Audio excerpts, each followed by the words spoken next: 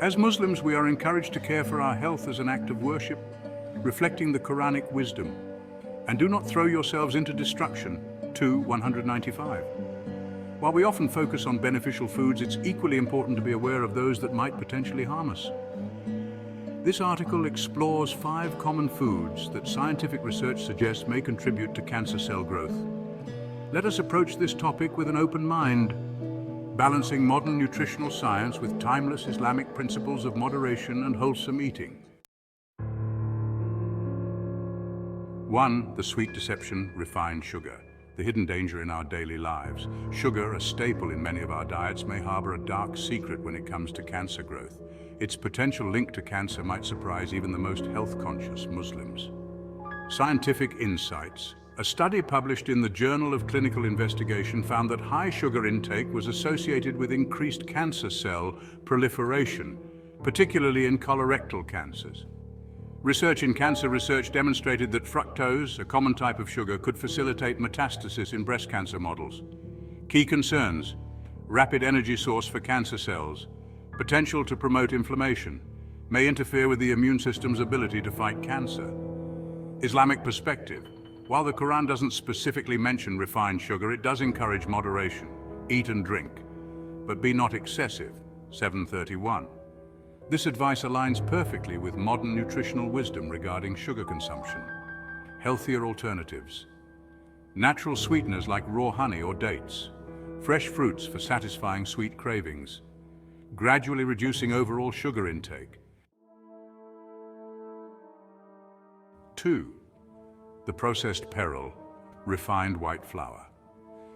The overlooked culprit in our daily bread, white flour, a staple in many Muslim households, might be more problematic than we realize. Its potential connection to cancer risk serves as a wake-up call for our community. Scientific evidence. A study in the American Journal of Clinical Nutrition found that a diet high in refined carbohydrates was associated with an increased risk of breast cancer. Research published in Cancer Epidemiology. Biomarkers and prevention linked high glycemic diets, often rich in refined flour, to an increased risk of colorectal cancer. Key issues: rapid conversion to sugar in the body, lack of fiber and essential nutrients, potential to promote inflammation. Islamic insight. The Quran encourages us to consume wholesome foods. O mankind, eat from whatever is on earth that is lawful and good. 2:168. This principle supports choosing less processed, more nutritious alternatives.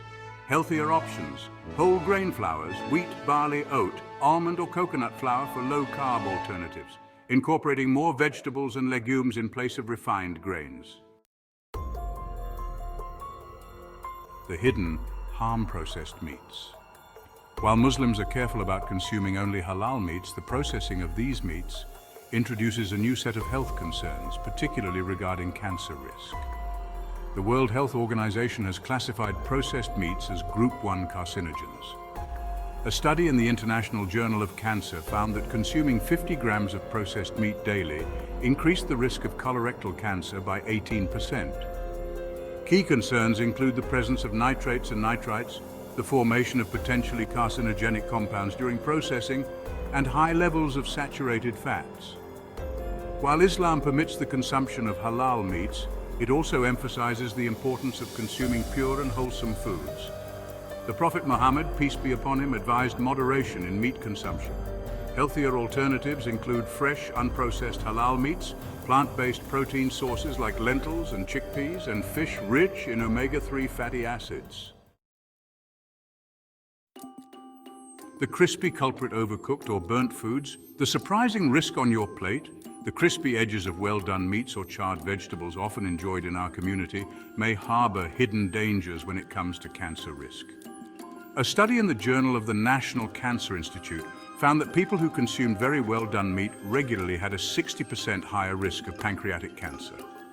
Research in carcinogenesis demonstrated that high-temperature cooking methods could produce carcinogenic compounds like heterocyclic amines and polycyclic aromatic hydrocarbons. Key issues include the formation of acrylamide in starchy foods cooked at high temperatures, the production of heterocyclic amines in overcooked meats, and the generation of polycyclic aromatic hydrocarbons in charred foods. While Islamic texts don't specifically address cooking methods, the concept of tayyib, or wholesomeness in food, extends to how we prepare our meals. The Prophet Muhammad, peace be upon him, encouraged practices that promote health and well-being. Healthier cooking methods include steaming or boiling instead of frying, slow cooking meats at lower temperatures, and marinating meats before cooking to reduce harmful compound formation. The inflammatory oils, certain vegetable oils. The unseen danger in our kitchens. Some commonly used vegetable oils, often considered healthy, may contribute to inflammation and potentially fuel cancer growth. A study in cancer prevention research found that a high omega-6 to omega-3 ratio, common in many vegetable oils, was associated with increased breast cancer risk. Research in nutrients highlighted the potential role of oxidized vegetable oils in promoting inflammation and oxidative stress, factors linked to cancer development. Key concerns include high levels of omega-6 fatty acids, the potential for oxidation during high-heat cooking, and the possibility of contributing to chronic inflammation. While the Quran mentions olive oil as a blessing, it doesn't specifically address other vegetable oils. However, the Islamic principle of avoiding harm can guide our choices in cooking oils. Healthier alternatives include extra virgin olive oil for low-heat cooking and dressings, coconut oil for high-heat cooking, and avocado oil as a nutrient-rich option. As we navigate the complex world of nutrition and cancer prevention, let us remember the Islamic principle of moderation in all things. The Prophet Muhammad, peace be upon him, said, "The stomach is the house of every disease, and abstinence is the head of every remedy." While this information might seem overwhelming, small changes can make a significant difference. Consider gradually reducing refined sugars and processed foods, opting for whole grains over refined flour, exploring gentler cooking methods, and choosing healthier oils. As Muslims, we are encouraged to take care of our bodies as a trust from Allah. By combining scientific knowledge with spiritual guidance, we can make informed choices that benefit both our physical and spiritual health.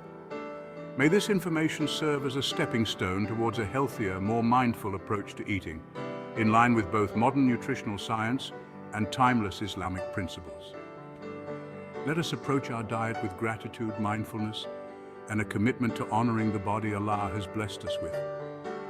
After all, in the words of the Quran, and whoever is grateful, he is only grateful for the benefit of his own self. Thank you for joining us today. Until next time, stay healthy and blessed. Wa alaikum assalam.